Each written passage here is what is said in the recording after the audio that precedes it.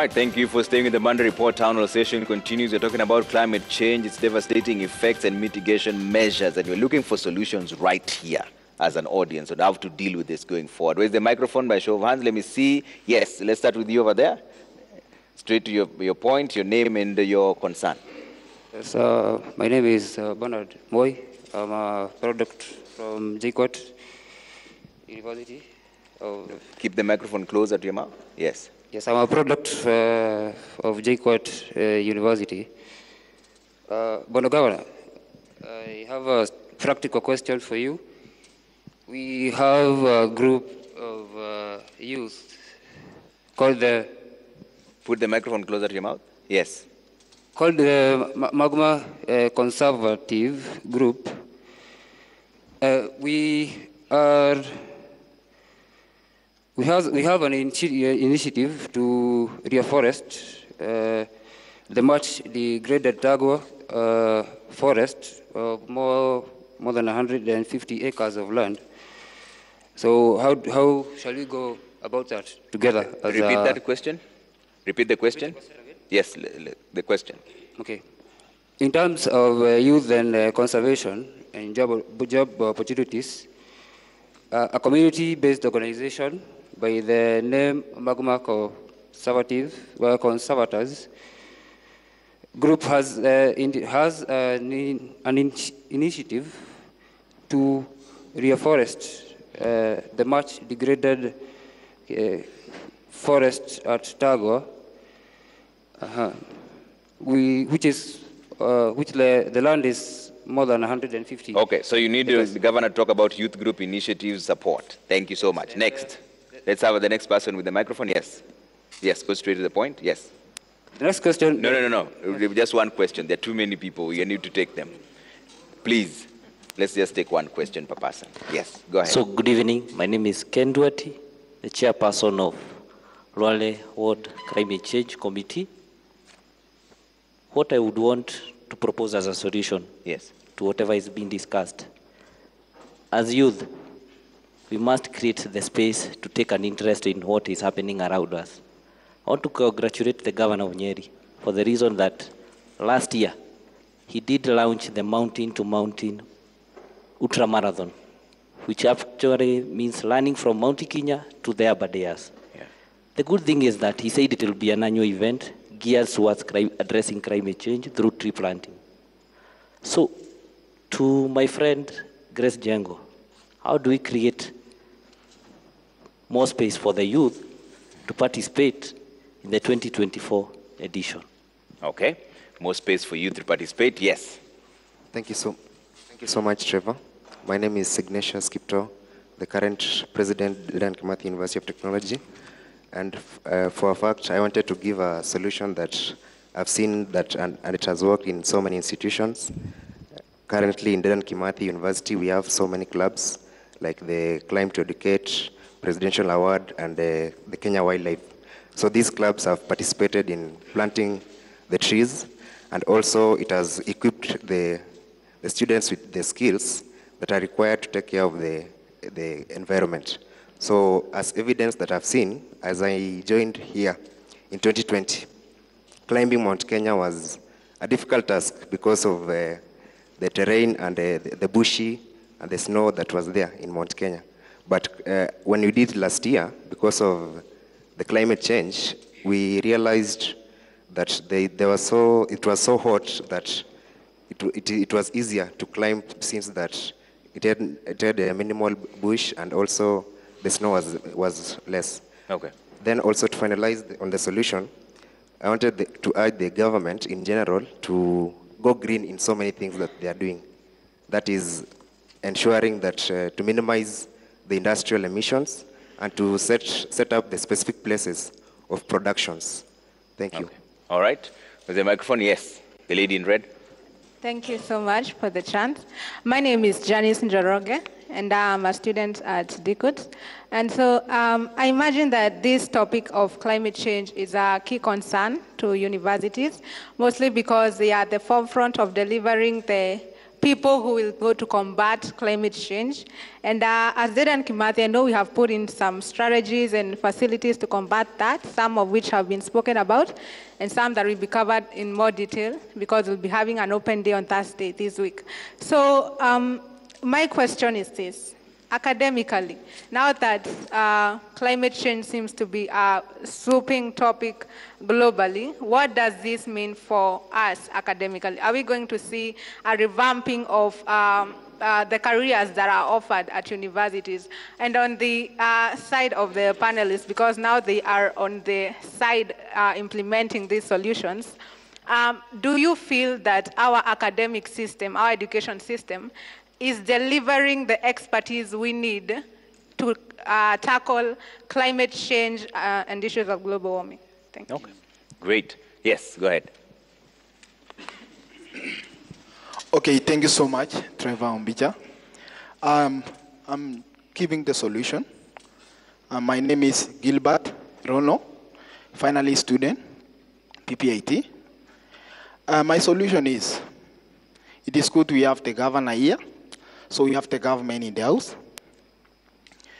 I was working on a project in 2023 from Nakuru County, Molo, and I've realized a lot of challenges we are facing as youth as far as climate change is concerned. When it comes to funding, the government is hesitant to fund those projects that can enable youths to employ themselves and also plant these trees and mitigate the climate change. So my concern is, as the governor and also the government of Kenya, we need the solution. And the solution is lying on this, the number of youths who are here today. I want to give you the opportunity as youths of this country. When you get back to your villages, it is now our time to take action. And also, we don't need to mind about those challenges like finance because the government is very hesitant. Like, let me give my instance here. Nakuru County. We had a project about the riparian land, teaching the community on the importance of not planting eucalyptus trees in the riparian lands and also water catchment areas. And then you realize the government is not even ready to fund those activities, like giving them an opportunity like transport and all that. Okay. You realize this thing is discouraging our youth. So the solution is let the government release the money. Okay. When you consider also, and when you get back to 2016 and 2023 Climate Change Amendment Act, you realize nothing has been done so far. Okay. Because these things are only they put it in written. But when it comes to execution, you realize we are doing nothing. Okay. We'll give everyone a chance to respond to that. Yes. I think I'll take like 3 more. And there's a lady at the back in white. I'll come to you over there. Let's start with that lady back there. The front guys have been speaking for a while. Do you have a microphone back there? Yes, go ahead. Thank you, Trevor. Hello, I'm Sally. I'm a mechatronic engineering student here at DECUT. Mechatronic? Yes, mechatronic. Okay. So... So I'm thinking when you talk of climate change, we are talking everything from what we are eating to what we are drinking, and also from how we move from one place to the other, right? So how we are traveling, the transportation. We have many companies from Kenya at the moment working on electric automobiles, electric vehicles, we have electric bikes, scooters, we have tuk-tuks which are electric. So these solutions are majorly going to Nairobi. Yeah, we have buses for public transportation with Super Metro, with Basigo. So my question is to the governor, is there a discussion like that here in Nyeri? Or is this discussion just in Nairobi? Do we have these discussions in other counties? Do you consider this? What do you think about the electric vehicles? Do you think of bringing this home? Thank you, Trevor. Thank you very much. Back there, I think there's a microphone at the farthest line. Konyuma, if you have the microphone, yes. Konyuma kabisa, let's hear what you have to say. And then this farthest end also, we haven't come to you. We'll come to you at the farthest end. Yes. Yes, my name is Mark Mudomi. I am a building construction student. So regarding climate change, I'm first of all happy to hear that our governor, Mr. Kahiga, is encouraging the planting of avocado, the avocado tree. So we've grown with the narrative of planting trees so that rain can come, so that we can curb climate change. So, but today, we as youth, we as the young people, when we look at the whole concept of planting a tree for, say, purposes of climate change, we have to look at the employment purpose. We have to look at where we like create an income, or where we like create employment or get an employment. That's where planting, we need to come up with encouraging the young people and also the farmers back here in our rural places to plant trees that are well economically. By that we mean trees that can add a coin to the pocket. Okay. Trees that, like the macadamia, plant. Trees like the avocado, okay, where you can get the Hass avocados. Trees like the cedar for the timber. Yeah. These are trees that are, they grow quickly. They can take, I think, grafted macadamia and avocado, they take, 3 years, 5 years, they are good to go. So okay, the more we do that, the more we sensitize the importance of growing economically friendly trees, we can have an impact on that. All right. And also, we need to come up with motivating the farmers. Motivating the farmers. By this, I mean, we look at, you go and find that farmers go into lands, into the forest to come up with, they cut the trees and then they grow the potatoes. Yeah. So we need to come up with a way of motivating them to keep up with the trees. Okay. By this, we can, you go to a farmer, you look at the number of trees based on the size of the land, and motivate them by giving them something, a token of appreciation for the tree count in their shamba. Brilliant. That would actually improve the number of trees basically in the land. Point taken. Thank you so much. Final one at the farthest end. Let's hear what you have to say. Yes, if you have the microphone back there. Yes. Pass the microphone to the gentleman over there. Yes.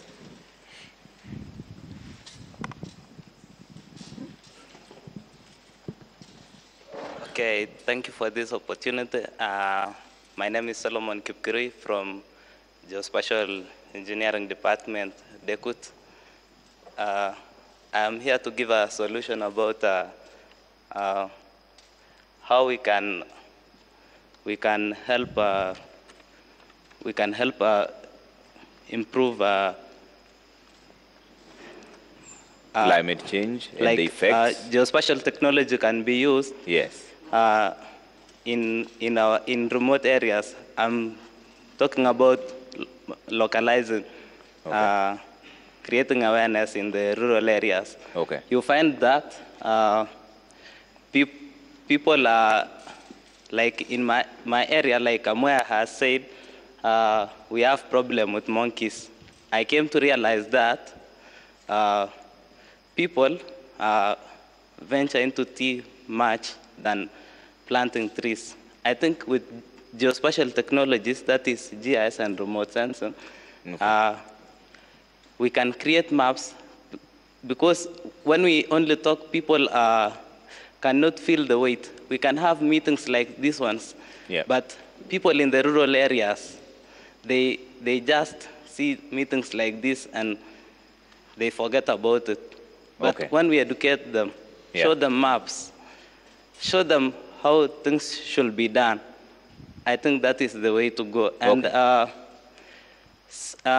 we also need to implement this technology, because we can be monitoring the way.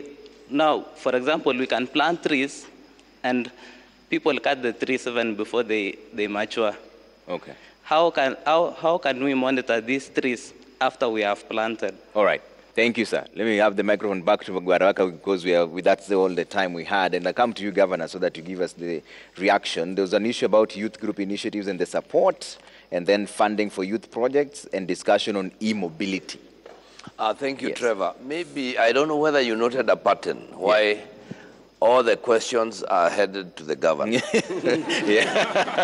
that is the challenge we have. Because we expect government to be solving all our problems. That's a major, major problem, and we need to rethink. Because much of what we are talking about will not come from government. It will come from us. But however, the man talking about Tagwa forests, already in Tagwa, which is in Kimaru ward, we have a climate committee, we have set up the committees. You only need to engage with them, and very soon, when we roll out, we'll be able to engage with you. They will be there. So if you look for the ward administrator, who is the chair of that local ward committee, then we'll be moving. But even before we get there, all the way from Kimaru, coming down Ndadi, Mapema, coming all the way down to don't we have anybody practicing tree nurseries? Then started. We started with you, and we so that we even have the product. Allow me to also say generally that much of what we are saying is that if we focus on green energy, I was thinking as I sat here that if all these were panels, how much energy would we save? And that is what we are doing as a county. Gradually, we have started, when we go to our hospitals, we are beginning to now take away, and bring in solar panels, which we can now use because those ones, that's green energy. And no wonder I had someone talk about the electrical car. We haven't spoken about that, but we are thinking, we are engaging with someone on motorcycles, the border. We are in talks. We want them to start putting up stations within Nyeri County, and then they can, the first mission they have is to try and bring us some experimental bikes, to give them to a few groups, and we'll see whether that one is going to change the way we do things. It's also important to say that from where he comes from, his ward is called Agodhigaki. It's a ward we chose to start biogas. And we have so far, I think almost 28 homes. We have introduced biogas just to try and, walk away from the use of charcoal, the use of, timber. And that could also be, because almost every home in Nyeri has a cow. We are looking at the possibility of rolling out with my MCS at the cost of between 80 and 100,000, every home will get that one. Let me also say that as a county, we have focused on our institutions. And so far, I think we have about 17 where we have done biogas. We are also introducing, giving freely energy-saving GCOS, just to try and mitigate on that. Let me say finally that someone spoke about advocacy in the schools. I don't know where we lost it, Trevor. A few years ago, there used to be, in every primary school, a national tree planting day. And somebody brought trees to our school when I was in primary school. I don't know what happened. We abandoned that. Now we are trying to revive it so that if every child, in every school, in every institution, in every college, was able to plant a tree, for example, Descartes, have heard these are Megatronic guys, sharp. They will be here for 4 years. If every year they plant a tree, and they can plant it here or wherever, then we'll be able to go. That would be a solution to all. I would want to elaborate on what Ken has spoken about. Last year, we introduced the Mountain to Mountain Ultra Run. We have the Mount Kenya, and we have the Aberdares. And you go start running from that area, and you end up, it is a program that takes 3 or 4 days.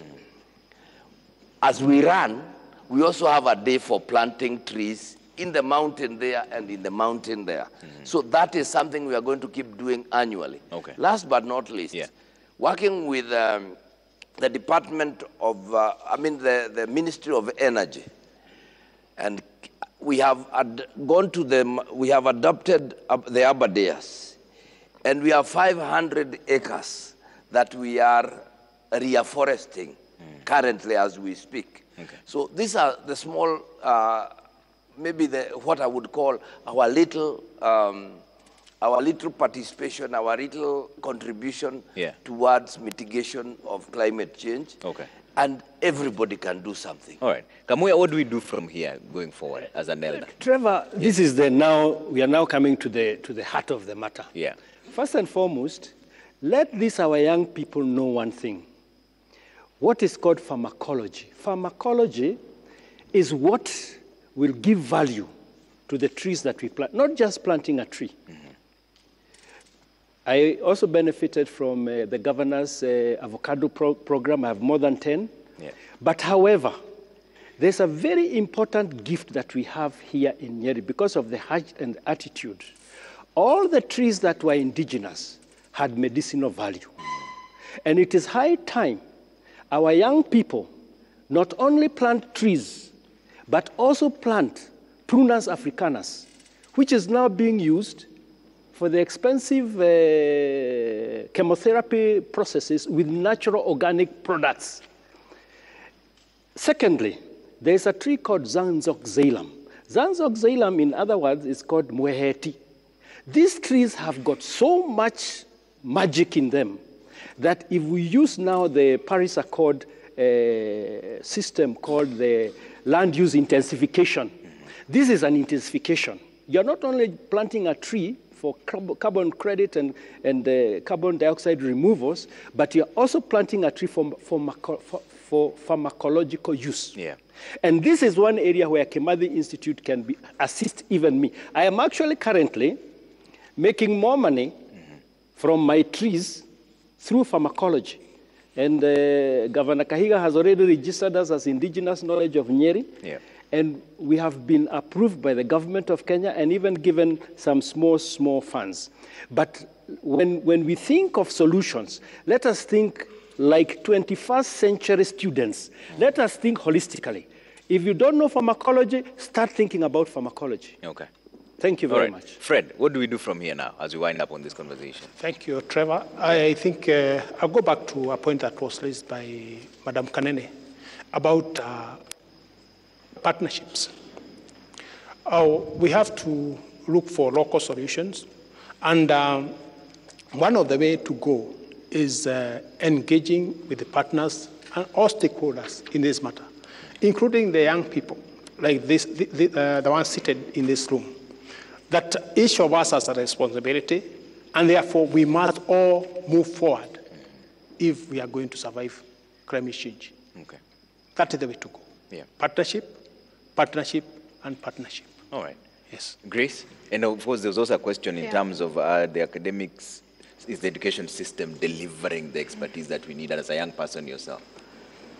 Yes, I believe. As you give us the final solutions. Yeah. Yes, I would also like to answer Ken on the issue of creating more space for the youths to participate in 2024.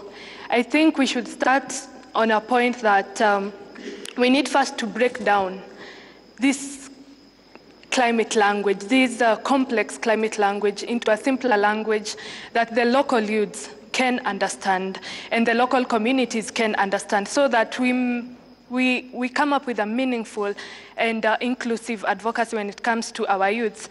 Secondly, we need to approach them from a point of they are the solution bearers. If we approach them in a point of we are the climate advocates, we are the experts, we are the government, we won't really get to know their experiences, and we will not get the ideas they have. And once we approach them from that perspective, they will come up with their own initiative through their experiences. And this is where the government comes in now. Once the youths have their own initiative, according to the experience they've had, the government comes in providing the resources now. they should embrace these local initiatives that the youths have created, and then provide resources in terms of funding, in terms of new training skills, so that we can take the youths to a higher level and create a space for the youths. All right, brilliant. And Baraka, I'll give you the final word on this, because we are literally talking about your future. Are you happy with the conversation we've had as the elders? What are your thoughts going forward?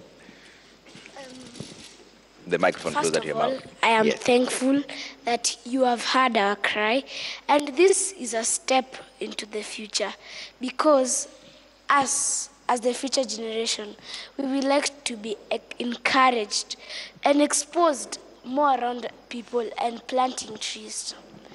Most of us don't know what's the importance of planting trees. And do you know what's global warming? I might ask a question. Global warming is the rise of temperature on the Earth's surface in a period of time 35 years. And this is caused due to three main gases: nitrogen, carbon dioxide, and methane. When it comes to our Earth, it covers in a thin sheet, blocking healthy rays of sun and releasing very much unhealthy rays of sun, which can burn our skin. It can also dry up crops in a period time of 1 hour. Can you believe that? And it will cut down it will push back, it will pull back our economical structure in planting any amount of crop, actually any crop. Okay. And I would like to say it can lead to early marriages. Because how about that? Yeah. Hold the microphone closer. Yeah. Go ahead. It can lead to early marriages. What have I done now? Yeah. You're right, Baraka. Go ahead. Yes. It can lead to early marriages due to lack of resources. And this is very critical, because a girl child doesn't know what she could have experienced, but she only knows what is going to happen and what will happen from that end. Okay. And this is very sad, because people think that girls don't have a bright future. And not only girls, but also boys. And from now on, I would like us to continue the step of encouraging us as youth to continue with the go green, the planting of trees. Okay. And I'd like to say, go green with Baraka. Thank you. Thank you so much, Baraka. Absolutely brilliant. Thank you very, very much. And that's why we leave this conversation. Like we mentioned, the solutions come from us right here, and we must have this conversation every single time, because until we get the solutions from ourselves, we cannot fight this climate change. It is here, it is now, it is happening, but the solutions will come from us. I want to thank my panelists for making time this evening. His Excellency Mutahi Kahiga, Governor for Nyeri, Honorable Frederick Kinyua, CEC, Water and Irrigation, Nyeri County, Kamuya Wangarwa, Clan Elder and Leader, Nyeri County, and Grace Kimaru, Climate Change Advocate and Founder, Foster Green CBO, and Baraka Mururi, Little Mr. Environment, only 11 years old, and we appreciate that you're here with us up to this time, because this is an important conversation and we're talking about you. And special thanks to the Dedan Kimathi University of Technology, DEKUT. Professor Engineer Peter Nganga Mushiri is here with us. Thank you so much for making time, and thank you all for creating time and staying all the way to midnight. This is the largest crowd we've had in a university for quite some time, because you know this is important for you, and we appreciate that every single day. Thank you very, very much. That does it for the Monday Report Town Hall session. Thank you so much for watching. My name is Trevor Mbija. Good night.